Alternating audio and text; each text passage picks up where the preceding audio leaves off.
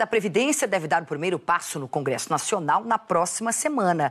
O presidente da Comissão de Constituição e Justiça da Câmara, deputado Felipe Francischini, pretendia marcar a votação do texto para quarta-feira que vem. Mas a líder do governo no Congresso, deputada Joyce Hasselmann, prefere antecipar para terça. Quem está acompanhando os detalhes para a gente é o repórter Nilson Clava. Vamos para Brasília conversar com ele. Nilson, boa tarde para você. Como é que estão as negociações aí em relação a essa data? Boa tarde, Cris.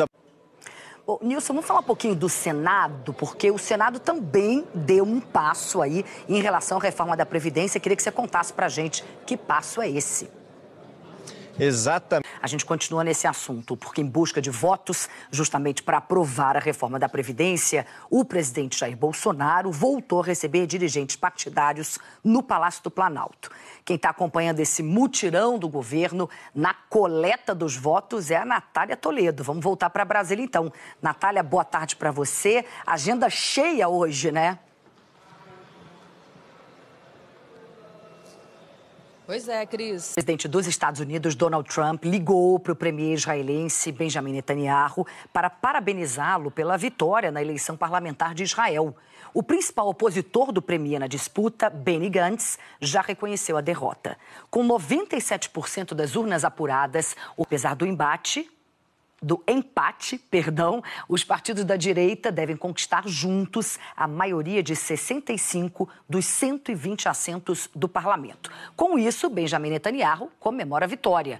Fontes do Likud e Branco indicou que vai fazer uma forte oposição a Netanyahu e destacou que o desempenho do Aliança Azul e Branco foi histórico. A gente vai continuar nesse assunto, vamos conversar com o Guga Chakra, que está lá em Nova York. Guga, boa tarde para você. Bom, Guga, o que acontece depois das vagas do parlamento serem definidas? Boa tarde. Guga mesmo? Quinto mandato, quarto na sequência, porque o anterior foi no... Guga, boa tarde para você. Vamos para a nossa coluna na ponta do lápis. O Fundo Monetário Internacional divulgou uma estimativa alarmante para o Brasil. Num prazo de 5 anos, cerca de 98% do PIB vão ser usados para pagar a dívida bruta do país. O que isso significa? Quase todo o valor da atividade econômica brasileira vai servir apenas para cobrir o endividamento do governo. A dívida bruta é um dos principais indicadores de solvência das contas públicas de um país. Ontem, o FMI já tinha reduzido a previsão de crescimento da nossa economia de 2,5% para 2,1%. Todo esse cenário é resultado do nível de ociosidade da economia, do desemprego em alta, da inflação e juros baixos. Vamos entender melhor aí com o nosso parceiro Rui Quintans, professor de Finanças e Economia. Ele está lá no Rio de Janeiro, como sempre. Rui, boa tarde para você. Estávamos com saudade de você. Que bom que hoje você está aqui com a gente. Bom, aproveitando que a Juliana falou aí de reforma da Previdência, todo mundo evidentemente de olho na reforma da Previdência, como é que ela está inserida nesse contexto que eu acabei de apresentar aqui para o nosso telespectador? Oi, Cris. Saudades também do nosso programa. A reforma da Previdência é algo fundamental, né, Rui? Mas você mesmo já disse aqui várias vezes que ela sozinha não vai ser capaz de reverter todo esse quadro de baixo crescimento. Então, minha pergunta é a seguinte, em que a reforma da Previdência pode ajudar exatamente e o que mais deveria ser feito? Pois é. Com certeza o Brasil tem sempre, viu? Somos otimistas. O presidente Jair Bolsonaro e a ministra da Agricultura, Tereza Cristina, participam de um jantar com embaixadores árabes e de países muçulmanos numa tentativa de desfazer um possível desconforto causado pela visita do presidente a Israel. Quem tem mais detalhes é o Vinícius Leal. Vamos lá para Brasília. Vinícius, boa tarde para você. Bom, qual vai ser o cardápio político aí desse jantar árabe, hein, Vinícius? Boa tarde para você, Cris. Boa tarde a todos. Saberemos mais tarde, né? Obrigada, viu, Vinícius? Boa tarde para você. Quase 48 horas depois da forte chuva que matou 10 pessoas e causou destruição em vários bairros do Rio, a cidade ainda continua em estágio de crise.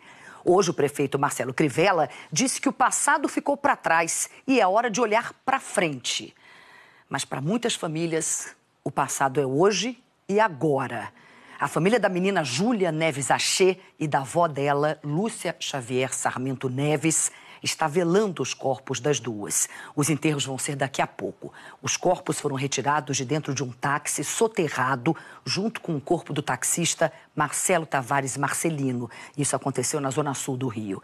Eu vou conversar então com a Mariana Queiroz, que está acompanhando o velório da avó e da neta.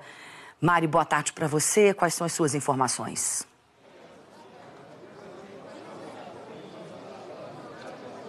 Boa tarde, Cris.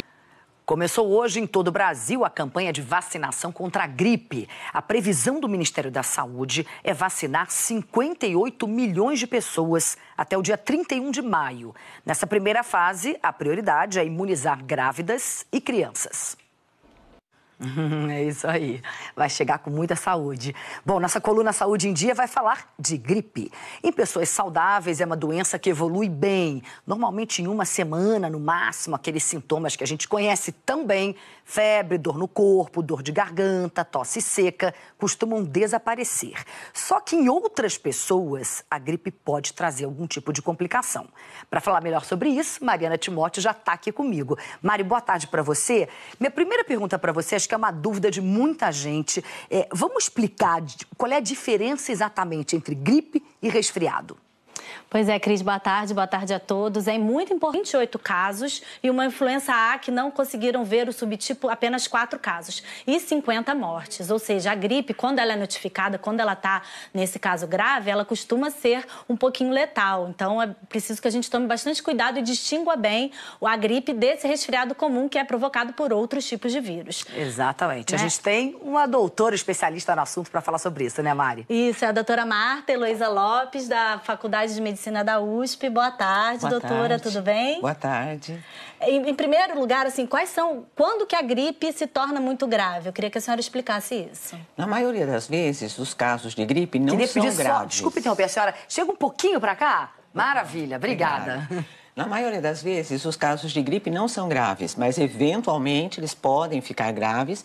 Onde é que é preciso correr para o pronto-socorro? Na maioria das vezes, você não precisa correr. Muito frequentemente aqui na nossa coluna, que é exatamente, ainda mais começando a vacinação da gripe, está começando hoje, né? Muita gente acha que se a pessoa está resfriada, ela não pode tomar a vacina. Verdade ou mentira, doutora? Não, é verdade. É verdade, isso está muito bem estabelecido internacionalmente. Então, mesmo as pessoas alérgicas a ovo podem tomar a vacina da gripe. Doutora, muito obrigada. Agradeço muito a presença da senhora aqui com a gente. Mari, muito obrigada também. Boa tarde para vocês duas.